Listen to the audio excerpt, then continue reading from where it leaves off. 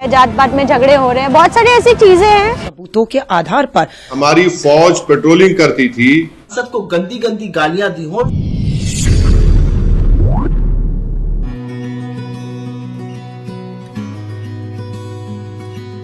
नमस्कार, मेरा नाम वैष्णवी भारद्वाज है। मेरा बचपन बहुत अच्छा था जस्ट बिकॉज मेरी मम्मी ने इसे संभाला है। एक पूरा फैमिली जो थी वो सिर्फ मेरी मम्मी थी।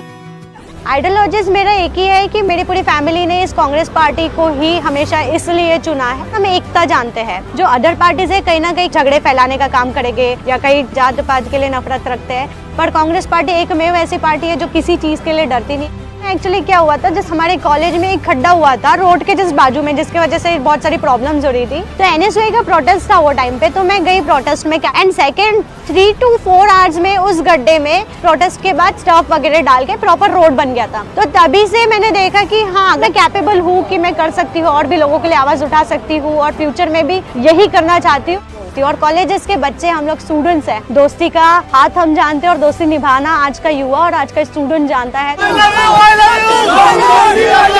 राहुल जी के बारे में बोलना चाहूंगी। जब मेरा फर्स्ट मीट था राहुल जी से, तो उन्होंने मुझे पूछा था कि वैष्णवी, जब तुम्हारी मम्मी का देहांत हुआ था और जब तुम उस कमरे में थी, जब तुम्हारे क्वारंटाइन थे तुम, और वो टाइम पे तुम उस कमरे में क्या फील कर रही थी? मैंने बोला सर, मुझे बस एक ही चीज थी कि मम्मी का डेट एक बार देखने को मिल जाए तो मेरे लिए बिग डील थी वो चीज।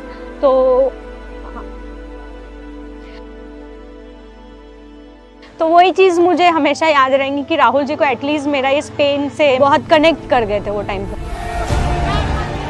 मैंने इतने देखा है, हमारे यंगस्टर्स है, जो हमारे बूढ़े हैं, हमारे जो लोकल पब्लिक है, ये आज कॉमन लोगों की बहुत जरूरी और इम्पोर्टेंट चीजें हम सभी के लाइफ में। महंगाई हो गई, अनएम्प्लॉयमेंट जो इतना भारी मात्रा में बढ़ रहा है, जात पात में झगड़े हो रहे हैं, बहुत सारी ऐसी चीजें हैं कि कहीं ना कहीं एक हमारे जैसा गरीब परिवार बहुत सारी चीजें फेस कर रहा है। तो मुझे लगता है कि जब हम पीछे देखते हैं ना, वो सब हमारे साथ है और आगे जब हम जाएंगे ना, इस चीज का सोल्यूशन वही रहेगा।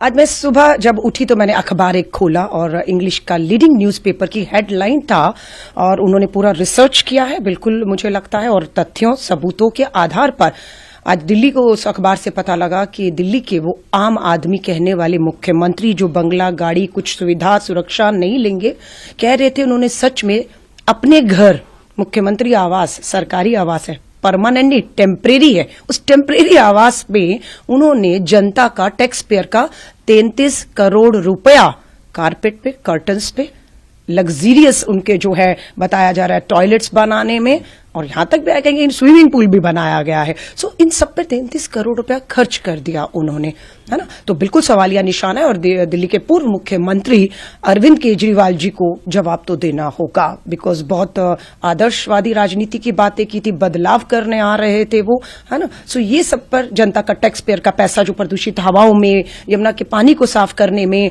दिल्ली में किस तरीके से हम महंगाई, बेरोजगार महिलाएं तड़प रही थी कि इतनी महंगाई है, राहत दो।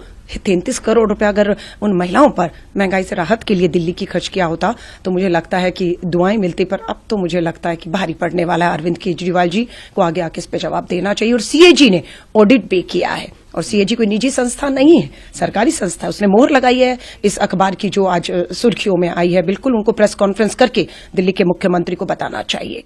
ये क्या लैंग्वेज है मोदी सरकार की? हम स्ट्रांग प्रोटेस्ट लॉन्च कर रहे हैं, फिर आप उनको बोल रहे हैं कि आके भारत में इन्वेस्टमेंट करो, फिर आप चाइना से कह रहे हैं कि ठीक है, हमारा जो इंपोर्ट इम्बैलेंस है चाइना से कंटिन्यू होता रहेगा। एक पॉलिसी तो रखिए ना। और हमको ये भी नहीं बता पा रहे हैं सरकार कि वो जो 65 में से 25 पेट्रोलिंग पॉइंट पर हमारी फौज पेट्रोलिंग करती थी, वो हम कर पाएंगे नहीं कर पाएंगे। और आप जो एग्रीमेंट चाइना से किए उसको ले जाकर यांग से, अरुणाचल से मिला दिए। तो ये कोई चाइना की पॉलिसी नहीं है। मैं साफ तौर से कह रहा हूं, ये सरकार चाइना से डरती है। आपको हम स्ट्रांग प्रोटेस्ट, क्या प्रोटेस्ट है? हमारी जमीन पर वो लोग ये एक कंट्रीज बना रहे हैं और डैम बना रहे हैं, और डैम बनाएंगे तो नुकसान किसको होगा? माने बिलियंस ऑफ डॉलर्स क्या उस चाइना ने अनाउंस कर दिया। तो खुद बीजेपी वाले कह रहे नुकसान हो रहा तो क्या करेंगे? आप खाली जबानी बोलेंगे? आप सरकार में हैं, आप पावर में हैं, आप प्रधानमंत्री हैं, आपकी पार्टी है, आप इसको क्यों नहीं कर पाते हैं? रोक क्यों नहीं कर पाते हैं चीजों को आप?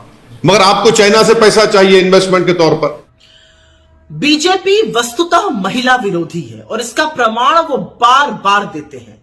बीजेपी के पूर्व सांसद और अब कालका जी दिल्ली में उनके विधायक उम्मीदवार रमेश बिधूड़ी जी का प्रियंका गांधी जी के संदर्भ में दिया हुआ बयान न सिर्फ शर्मनाक है बल्कि उनकी असली कुत्सित महिला विरोधी मानसिकता को दिखाता है।